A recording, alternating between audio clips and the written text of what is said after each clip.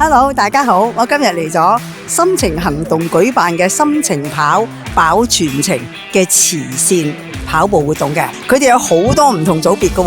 嘅，有年紀大嘅，有年紀細嘅，最緊要有個親子嘅。咁啊，今日好多人嚟參加，亦都好多人嚟支持呢個慈善活動。咁我哋呢，舒適力就希望喺呢一度都盡一分綿力啦，就贊助啲產品俾啲人用，等佢知道呢運動係應該點樣保護自己嘅。今日我哋好開心能夠參與呢個活動啦。咁希望呢大家呢都知道做運動前後都係要保護自己身體，令到佢可以做得更多更好而唔會傷嘅喎，同埋喺運動能夠達到最高境界嘅。